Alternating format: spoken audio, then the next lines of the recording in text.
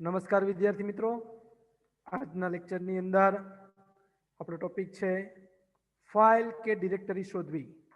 આજનો આપણો ટોપિક છે ફાઇલ કે ડિરેક્ટરી શોધવી. કઈ રીતના ફાઇલ કે ડિરેક્ટરી શોધી શકાય એ ગ્રાફિકલ યુઝર ઇન્ટરફેસની અંદર તો આપણને આવડે છે, કારણ કે એમની અંદર સર્ચ ઓપ્શન હોય, સર્ચ બટન હોય. એમની અંદર તમારે જે કોઈ બી ફાઇલ તમારી ખોવાઈ ગઈ હોય એ ગોતવી હોય તો તમે એ ગોતી શકો છો, શોધી શકો છો. પરંતુ કમાન્ડ લાઇન ઇન્ટરફેસની અંદર તમારે કોઈ પણ ફાઇલ ખોવાઈ ગઈ હોય તો એ ફાઇલને તમે કઈ રીતના ગોતી શકો એમના માટે ફાઇન્ડ કમાન્ડ આપવામાં આવેલો છે. તો આજના લેક્ચરની અંદર આપણે ફાઇન્ડ કમાન્ડ વિશે શીખશું. લાસ્ટ લેક્ચરની અંદર આપણે કોઈ ફાઇલની અંદરની વિગત છે, ફાઇલની અંદરની કોઈ શબ્દ ગોતવો હોય, બરાબર, તો એમના માટે લાસ્ટ લેક્ચરની અંદર ગ્રેપ કમાન્ડ વિશે આપણે અભ્યાસ કર્યો હતો. આજે આપણે ફાઇન્ડ કમાન્ડ વિશે અભ્યાસ કરવાના છીએ કે કઈ રીતના ફાઇલ કે ડિરેક્ટરી ગોતી શકાય. આજના લેક્ચરની અંદર એ શીખશું. જો કીધું એમની અંદર ઘણીવાર આપણે બનાવેલી ફાઇલ કે ડિરેક્ટરી ક્યાં બનાવી હતી તે સ્થાન ભૂલી જઈએ છીએ. ઘણી વખત એવું થાય કે ભાઈ 6-7 મહિના થઈ ગયા હોય તો યાદ ન રહીએ કે ફાઇલ ક્યાં પડી હતી, ક્યાં સેવ કરી હતી, ભૂલાઈ જતી હોય. તો આવી ભૂલાઈ જવાયેલી ફાઇલ કે ડિરેક્ટરી શોધવામાં ફાઇન્ડ કમાન્ડ તમને મદદરૂપ નીવડે છે. ફાઇન્ડ કમાન્ડ આપણે દર્શાવેલ શોધવા માટેના માપદંડ એટલે કે ક્રાઇટેરિયા અનુસાર આપણે દર્શાવેલી ડિરેક્ટરી અને એ પછી તેની અંદરની તમામ પેટા ડિરેક્ટરીઓમાં શોધ કરે છે. આપણે ફાઇલ કે ડિરેક્ટરીને તેના નામ, માલિક, જૂથ, પ્રકાર, પરવાનગી, તારીખ અને અન્ય માપદંડના આધારે પણ શોધી શકીએ છીએ.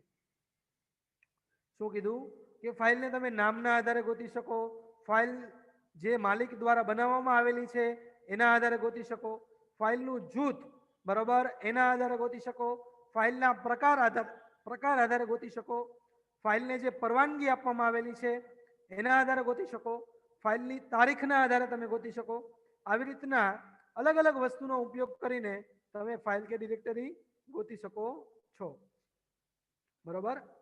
ત્યાર પછી એમની અંદર તમને કહેવામાં આવ્યું કે અહીં એક ખાસ નોંધો કે જ્યારે અન્ય કોઈ પણ આર્ગ્યુમેન્ટ વગર, અન્ય કોઈ પણ પ્રકારની આર્ગ્યુમેન્ટ વગર ફાઇન્ડ કમાન્ડનો ઉપયોગ કર્યો હોય તો તે હાલની ડિરેક્ટરી, તમે જે ડિરેક્ટરીમાં છો એ ડિરેક્ટરીની અંદર આવેલી તમામે તમામ ફાઇલ અને ડિરેક્ટરીનું લિસ્ટ તમને દેખાડે. દરેકનો પાથ નેમ, એ ફાઇલ કઈ જગ્યાએ આવેલી છે, એ ફાઇલ કઈ જગ્યાએ આવેલી છે, એ દરેકનો પાથ નેમ તમને ત્યાં દર્શાવશે, બરોબર. ધારો કે આપણે અગાઉ જે બનાવેલી ફાઇલ છે introduction.txt, બરોબર, આ ફાઇલને આપણે ગોતવી છે, શોધવી છે. તો તે માટેનો કમાન્ડ નીચે તમને આપ્યો છે એ પ્રમાણે લખવાનો. શું લખવાનું? ફાઇન્ડ ડેશ નેમ અને ત્યાર પછી લખશો introduction.txt, બરાબર. ત્યાર પછી શું લખશો? introduction.txt. એ ફાઇલ જો તમારા કોમ્પ્યુટરની અંદર હયાત હશે, ઉપલબ્ધ હશે, તો પરિણામ તરીકે એનો પાથ દર્શાવશે. અન્યથા આપણને કાં તો ભૂલ સંદેશ મળે, જો કંઈ એમાં પ્રોબ્લેમ હોય તો એરર મેસેજ આવશે. જો આવી કોઈ ફાઇલ નહીં હોય તો કમાન્ડ પ્રોમ્પ્ટ દ્રશ્યમાન થશે. જો આવી કોઈ ફાઇલ હશે જ નહીં તો કમાન્ડ પ્રોમ્પ્ટ તમને દેખાડશે. અહીં એ વાત ખાસ નોંધો કે આ કિસ્સામાં તો આપણને ફાઇલનું નામ ખબર હતી, ફાઇલનું નામ ખબર હતી. ઘણી વખત તો ફાઇલનું નામ ખબર ન હોય, ખાલી એટલું જ હોય કે એલા એથી ચાલુ થતી હતી, હો, નામ શું હતું એ તો બહુ યાદ નથી, પણ એથી ચાલુ થતી હતી એવું કઈક યાદ છે. લગભગ સ્ટુડન્ટ રાખ્યું હતું એવું યાદ છે, પણ ખબર નથી આપણને ફાઇલનું નામ શું છે. તો એવા કિસ્સામાં તમે વાઇલ્ડ કાર્ડ કેરેક્ટરનો પણ યુઝ કરી શકો છો, બરોબર. એક અક્ષર યાદ છે, એક અક્ષર યાદ હોય, બે અક્ષર યાદ હોય, 5 અક્ષર યાદ હોય, તો એવો કોઈ વર્ડ યાદ છે, બાકીનો વર્ડ યાદ નથી, તો એવા સમયે તમે વાઇલ્ડ કાર્ડ કેરેક્ટરનો યુઝ કરી શકો છો. એવા સમયે તમે શેનો યુઝ કરી શકો છો? વાઇલ્ડ કાર્ડ કેરેક્ટરનો યુઝ કરી શકો છો. જેમ કે એમની અંદર લખ્યું ફાઇન્ડ ડેશ નેમ અને ત્યાર પછી લખ્યું ઇન્ટ્રો. જો અહીં તમને એક્ઝામ્પલ આપ્યું, શું લખ્યું? ફાઇન્ડ ડેશ નેમ અને ઇન્ટ્રો. એમની અંદર શું આપ્યું? તો કે એમની અંદર લખ્યું subject economics my one directory. એમની અંદર ઇન્ટ્રો વન આવ્યું, ઇન્ટ્રો આવ્યું, ઇન્ટ્રોડક્શન ડોટ ટીએક્સટી આવ્યું, ઇન્ટ્રોડક્શન આવ્યું, intro one, intro directory change થઈ ગઈ. જો અને અહીંયા વળી પાછું ઇન્ટ્રો વન એ ડિરેક્ટરી ચેન્જ. તો તમે જે ડિરેક્ટરીમાં છો એ હયાત ડિરેક્ટરીમાં જેટલા બી આવી કોઈ ફાઇલ હશે ઇન્ટ્રો વાળી એ તમામે તમામ ફાઇલનો તમને પાથ નેમ દર્શાવે છે. બરોબર? જો શું કીધું ત્યાર પછીના પેજની અંદર તમારા કોમ્પ્યુટર પર આવી ઇન્ટ્રો શબ્દથી શરૂ થતી કેટલીક ફાઇલો હશે તેના આધારે તમારા સ્ક્રીન પર આ કમાન્ડનું પરિણામ જુદું દેખાઈ શકે. વળી લિનક્સમાં આપણે ફાઇલનું અનુલંબન એક્સટેન્શન દર્શાવતા નથી અને તેથી ઉપરના ઉદાહરણમાં ઇન્ટ્રો વન, ઇન્ટ્રો અને ઇન્ટ્રોડક્શન એ ફાઇલ છે કે ડિરેક્ટરી તે આપણે જાણી શકતા નથી. નીચે દર્શાવ્યા મુજબ ટાઈપ વિકલ્પનો ઉપયોગ કરીને આપણે જરૂર પડે તો શોધ કાર્યને વધુ ચોક્કસ બનાવી શકીએ.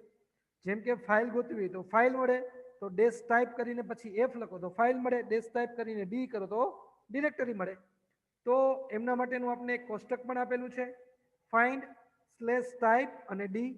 રૂટ ડિરેક્ટરીમાં ઉપલબ્ધ તમામ ડિરેક્ટરી અને સબ ડિરેક્ટરી શોધે છે. ત્યાર પછી ફાઇન્ડ ડોટ, ત્યાર પછી ડેશ એમ ટાઈમ અને -1. છેલ્લા 24 કલાકની અંદર જેમાં સુધારા કરેલા હોય તેવી ફાઇલ અને ડિરેક્ટરી શોધે છે. ત્યાર પછી ફાઇન્ડ ડોટ ડેશ એમ ટાઈમ +1 48 કલાક કરતા વધુ સમય અગાઉ સુધારા કરેલ ઓબ્જેક્ટ શોધે છે. ત્યાર પછી આવે છે find dot slash directory one dot slash directory two પછી dash name script.sh. script.sh file માટે ડોટ ડિરેક્ટરી1 અને ડોટ ડિરેક્ટરી2 ડિરેક્ટરીમાં શોધે છે. આ નામની ફાઇલ આ ડિરેક્ટરીમાંથી અથવા તો આ ડિરેક્ટરીમાં આવેલી હોય તો તમને શોધીને આપશે. ત્યાર પછી 0 બાઇટ વાળી જેની સાઈઝ 0 છે એવી 0 બાઇટ વાળી ફાઇલ છે એ શોધશે અને ડિલીટ કરશે. જો લખ્યું find dash size 0 dash delete, 0 byte વાળી ફાઇલ શોધે છે અને તેને ડિસ્ક પરથી કાઢી નાખે છે. ત્યાર પછી કીધું ફાઇન્ડ એક્ઝિક્યુટેબલ. હાલની ડિરેક્ટરીમાં એક્ઝિક્યુટેબલ ફાઇલ હોય તો એ શોધશે. ત્યાર પછી જેનો યુઝર જગત છે, યુઝરનું નામ જગત છે, બરોબર, એ ડિરેક્ટરી શોધશે. જો અહીંયા લખ્યું હોમ ડિરેક્ટરી અને તેની સબ ડિરેક્ટરી જેનો માલિક ઓનર જગત છે તેવી ફાઇલ કે ડિરેક્ટરી શોધશે. ત્યાર પછી ફાઇન્ડ ડોટ ડેશ પરમિશન 664 એવા ઓબ્જેક્ટને શોધે છે જેના માલિક અને જૂથને વાંચવા અને લખવાની પરવાનગી હોય પરંતુ અન્ય ઉપયોગકર્તાને માત્ર વાંચવાની પરવાનગી હોય. ચાલો તો જોઈએ આપણે આનું પ્રેક્ટિકલ જરા જોઈ લઈએ કઈ રીતના શું થાય છે. ટર્મિનલ સ્ટાર્ટ કરું છું. ચાલુ જ છે ટર્મિનલ. જો આમની અંદર સૌપ્રથમ ફાઇન્ડ કમાન્ડ, ફાઇન્ડ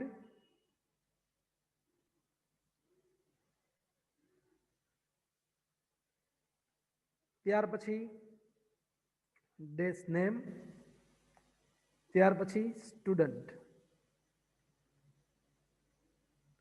સ્ટુડન્ટ વાળી ફાઇલ દેખાડી એનો પાથ સાથે હોમ ડિરેક્ટરીમાં આવેલી છે. ફાઇન્ડ આપને કોઈ નામ ખબર નથી, ડેશ નેમ, બરોબર, એફ થી ચાલુ થતી હોય એવી બધી ફાઇલ જોઈએ છે તો એફ અને એસ્ટ્રિક સાઇન લખું છું.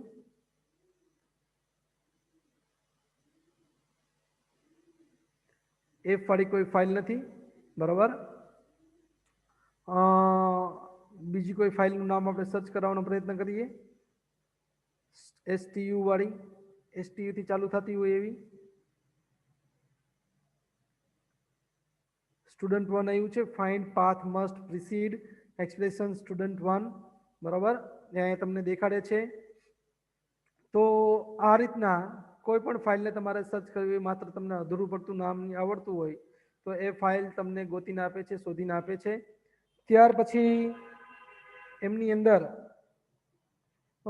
ફાઇન્ડ એનો ટાઈપ તમારે હોય છે ફાઇલ, તો એ પ્રકારનો ફાઇલનો પાથ હોય અને તમારે કંઈ સર્ચ કરવું હોય તો લખવાનું ફાઇન્ડ, ત્યાર પછી ડેશ નેમ, STU, હેસ્ટ્રિક, અને જો એ ફાઇલ હોય તો આપણે લખીએ છીએ ડેશ ટાઈપ F. એ ફાઇલ હશે, ફાઇલ છે તો એ વસ્તુ આવી તમારી સામે, બરાબર. તો આ રીતના એ વસ્તુનું આઉટપુટ આવે છે. હવે ડિરેક્ટરી તમારે સર્ચ કરવી છે, આપણને જે કોષ્ટક આપ્યું છે એ લખું છું ફાઇન્ડ સ્લેશ, ત્યાર પછી ડેશ ટાઈપ અને ડી. જેટલી બી ડિરેક્ટરી છે બધી ડિરેક્ટરી તમને સર્ચ કરીને આપી છે. હોમ ડિરેક્ટરીની અંદર જો સર્ચ થાય છે, આ બધી ડિરેક્ટરી તમારા ડિરેક્ટરીની અંદર આવેલી છે, બરાબર. ટોટલી ડિરેક્ટરી તમને દેખાડશે કઈ કઈ ડિરેક્ટરી આવેલી, શું કાંઈ.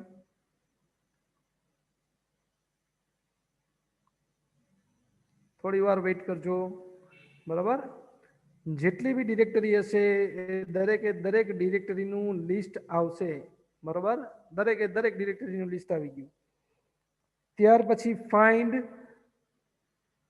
ડોટ ડેશ એમ ટાઈમ અને -1 છેલ્લે 24 કલાકમાં જે કંઈ સુધારા વધારા થયા હોય એ ફાઇલો આવી. ત્યાર પછી ફાઇન્ડ ડોટ ડેશ એમ ટાઈમ 48 કલાક કરતાં વધારે સમયની અંદર સુધારા વધારા થયા હોય તો એમનું લિસ્ટ આવ્યું. ત્યાર પછી ફાઇન્ડ ડેશ સાઇઝ, બરાબર. ફાઇન્ડ ડેશ સાઇઝ 0 અને ડેશ ડિલીટ, જેની સાઇઝ 0 છે એવી ફાઇલ ગોતશે ને ડિલીટ કરી નાખશે. અને ત્યાર પછી ફાઇન્ડ ડિલીટ થઈ ગઈ છે, બરાબર. આપણને દેખાડશે નહીં, ડાયરેક્ટ ઓટોમેટિક મેસેજ આવશે. કમાન્ડમાં કોઈ ભૂલ હશે તો મેસેજ આવશે, નહીતર એમનું ડાયરેક્ટ આપણને નેક્સ્ટ કમાન્ડ એપ્લાય કરવાનું કહેશે. Find dash executable, find dash executable, જેટલી એક્ઝિક્યુટેબલ ફાઇલ છે એ બધી તમને આપી છે, તમારી સામે મૂકી છે. ત્યાર પછી યુઝર પ્રમાણે સર્ચ કરવું છે તો find slash home dash user અને યુઝર, જેનું નામ યુઝર છે, જેનું યુઝર છે એ દરેક પ્રકારની ફાઇલ તમને દેખાડી, બરાબર. દરેક પ્રકારની ફાઇલ તમારી સામે મૂકવામાં આવી છે. ત્યાર પછી તમને કહેવામાં આવ્યું find permission, find dot slash permission, જેને 664 એટલે જેને રીડ, યુઝરને રીડ અને રાઇટની, બીજો જે યુઝર છે એને ગ્રુપ યુઝર એને રીડ અને રાઇટની, અને અધર યુઝર છે એને માત્ર વાંચવાની પરવાનગી હોય એવી જેટલી બી ફાઇલો હશે એ ફાઇલો તમારી સામે આવશે. આ લિસ્ટ આવતા જાય છે, બરાબર. તો આ રીતના તમારે કોઈ પણ ફાઇલ સર્ચ કરાવવી હોય તો એ ફાઇલ તમે સર્ચ કરાવી શકો છો. કોઈ પણ ફાઇલ તમારે સર્ચ કરાવવી હોય તો તમે સર્ચ કરાવી શકો છો. આ હતો ફાઇન્ડ કમાન્ડ કે જેની મદદથી તમે કોઈ પણ ફાઇલ છે એ સર્ચ કરાવી શકો છો. પર્ટિક્યુલર નામ આપીને સર્ચ કરાવવી હોય તો અથવા તો આવી રીતના અલગ અલગ વસ્તુઓ આપીને તમારે સર્ચ કરાવવી હોય તો તમે સર્ચ કરાવી શકો છો. ત્યાર પછીનો આપણો ટોપિક છે સુપર યુઝર તરીકે કમાન્ડ ચલાવવા. આ ચેપ્ટરનો છેલ્લો પોઈન્ટ, સુપર યુઝર તરીકે કમાન્ડ ચલાવવા. આ ચેપ્ટરનો છેલ્લો પોઈન્ટ એટલે સુપર યુઝર તરીકે કમાન્ડ ચલાવવા.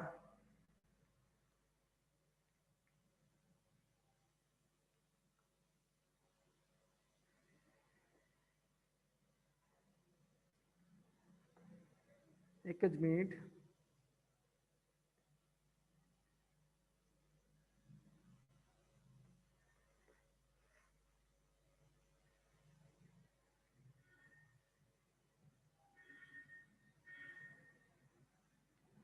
સુપર યુઝર તરીકે કમાન્ડ ચલાવવા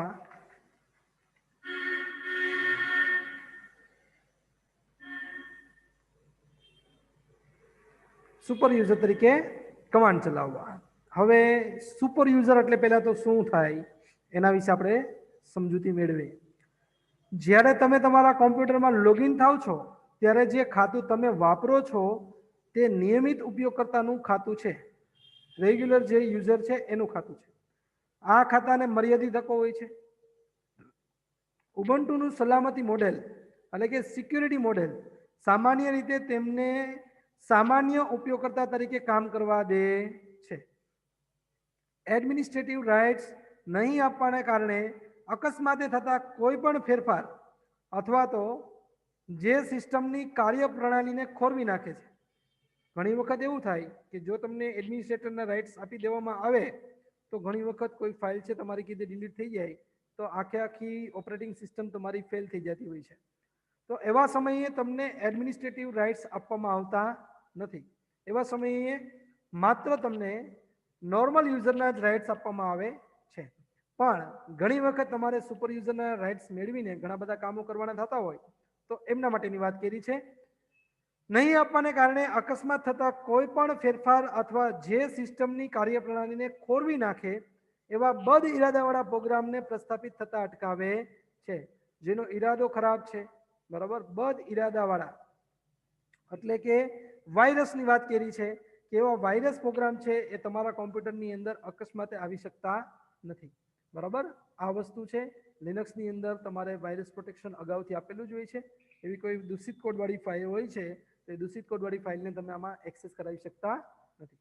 પરંતુ ઘણી વખત ઉપયોગકર્તાને એડમિનિસ્ટ્રેટિવ હકોની જરૂર પડે છે. એડમિનિસ્ટ્રેટિવ હકો માટે માત્ર સુપર યુઝર તરીકે ઓળખાતા ઉપયોગકર્તાને જ મળે છે. એડમિનિસ્ટ્રેટિવ હક કોને મળે છે? સુપર યુઝર તરીકે ઓળખાતા યુઝરને જ મળે છે.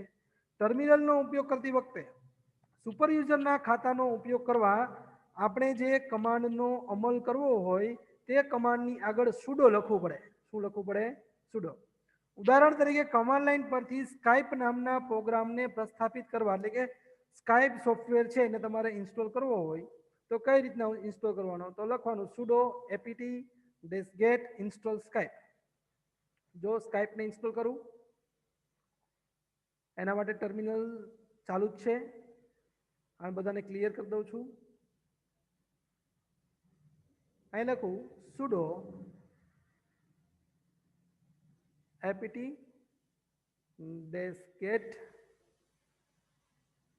install Skype. પાસવર્ડ માંગશે મારી પાસેથી.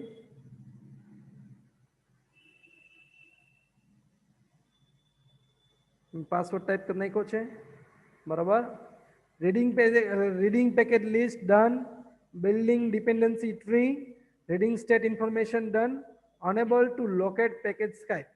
સ્કાઇપ આવેલું નથી, બરાબર, એની ઇન્સ્ટોલેશન ફાઇલ નથી એટલા માટે અહીંયા ઇન્સ્ટોલ કરવા દેશે નહીં. જો તમારી પાસે ઇન્સ્ટોલેશન ફાઇલ હોત તો ઇન્સ્ટોલ થઈ જાત. ત્યાર પછી તમને કીધું છે એમની અંદર એ જણાવું.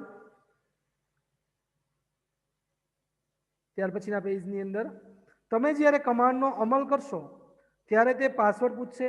આપણે પાસવર્ડ પૂછ્યો તો સુપર યુઝરનો પાસવર્ડ આપો. સામાન્ય રીતે તે સામાન્ય ઉપયોગકર્તા જુદો હોય છે. આ પાસવર્ડ એ પ્રથમ ઉપયોગકર્તાનો પાસવર્ડ છે જેને કોમ્પ્યુટર પર લિનક્સ પ્રસ્થાપિત કરતી વખતે તમે ઉમેર્યો હતો. ટર્મિનલના માધ્યમથી એકવાર ઉપયોગકર્તા sudo તરીકે આધારભૂત થઈ જાય એ પછી સોફ્ટવેર પ્રસ્થાપિત થવાનું શરૂ થઈ જાય. એકવાર ઇન્સ્ટોલેશન પૂર્ણ થઈ જાય એ પછી આપણે સોફ્ટવેર વાપરવાનું શરૂ કરી શકીએ. સુપર યુઝર પણ સિસ્ટમમાં ઉપયોગકર્તા જૂથ અથવા તો ઓબ્જેક્ટને ઉમેરી શકે, કાઢી નાખી શકે અથવા તો સુધારી શકે. નીચે યાદીમાં દર્શાવેલ કેટલાક કમાન્ડ આવા હેતુ માટે ઉપયોગમાં લઈ શકાય. જેમ કે એડ યુઝર, કોઈ યુઝરને તમારે એડ કરવો હોય તો sudo add user, જો અહીં લખ્યું છે sudo add user હર્ષલ, બરાબર. પછી તમારી પાસે પાસવર્ડ માંગશે, પાસવર્ડ માંગ્યા પછી એની પ્રોસેસ ચાલુ કરશે, પાસવર્ડ સુજલનો પાસવર્ડ માંગશે, બરાબર.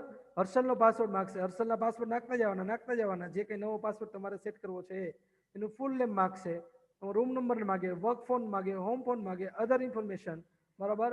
અને તમે પછી વાય આપો એટલે યુઝર ક્રિએટ થઈ જાય. જો તમને એ વસ્તુ કરીને દેખાડું,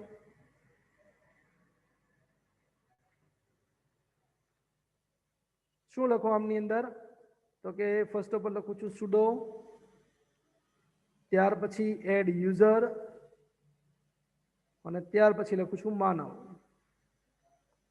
પાસવર્ડ નાખવાનું કે છે, પાસવર્ડ આપી દઉં છું.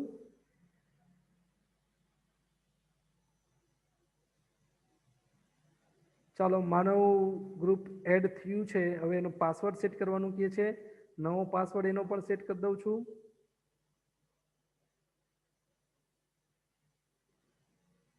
એમનો નવો પાસવર્ડ અને કન્ફર્મ પાસવર્ડ, રીટાઈપની પાસવર્ડ એનો સેટ થઈ ગયો છે. પાસવર્ડ સેટ થયા પછી એનું નામ સેટ કરવાનું કે છે, માનવ, ફોન નંબર, રૂમ નંબર બધું નાખી દીધું છે આપણે, અધર ડિટેલ, અને ત્યાર પછી પૂછે છે તો other is the information correct, yes, Y આપી દીધું, તમારું ગ્રુપ છે ક્રિએટ થઈ ગયું. હવે એ ગ્રુપને તમારે કાઢી નાખવું છે. ગ્રુપને કાઢી નાખવા માટે ફરી પાછું sudo delete user, અને ત્યાર પછી માનવ, રિમૂવિંગ યુઝર માનવ, બરાબર. અને એની અંદર કોઈ બીજા મેમ્બર્સ આવેલા નથી એવું તમને મેસેજ મોકલી દીધો છે. ક્લિયર? એવી રીતના પાસવર્ડ ચેન્જ કરીને તમારે કરવો હોય, ફોર એક્ઝામ્પલ કે માનવ તમે બનાવ્યું, એનો માનવનો એકવાર પાસવર્ડ આપી દીધો, પછી કોઈ ચેન્જીસ કરવો છે તો પછી તમે ફરી પાછો પાસવર્ડ ચેન્જ કરવો હોય તો કરી શકો. ત્યાર પછી તમને કમાન્ડ આપ્યો છે who કમાન્ડ. અત્યારે જેટલા યુઝર લોગિન થયા હોય એ દરેકની યાદી આપે છે. અત્યારનો યુઝર છે TTYY7, કેટલા વાગે લોગિન થયા છે, શું કાંઈ કઈ તારીખે લોગિન થયા છે એની તારીખને બધું દેખાડશે. કોઈ નવું ગ્રુપ એડ કરવું છે તો એમના માટે એડ ગ્રુપ કમાન્ડ છે. તો આ રીતના sudo સાથે આ બધા કમાન્ડ્સનો યુઝ કરીને તમે કોઈ નવો યુઝર ક્રિએટ કરવો હોય, ગ્રુપ ક્રિએટ કરવું હોય, ગ્રુપને ડિલીટ કરવું હોય, એ બધી વસ્તુઓ તમે કરી શકો છો. અહીંયા આપણું ચેપ્ટર નંબર 7 કમ્પ્લીટ થાય છે. ફરી પાછા આપણે નેક્સ્ટ લેક્ચરની અંદર મળશું, બરાબર. અને એક નવું ચેપ્ટર શીખશું, ચેપ્ટર નંબર 8. આજનો લેક્ચર આપણે અહીંયા સુધી રાખીએ છીએ. નમસ્તે.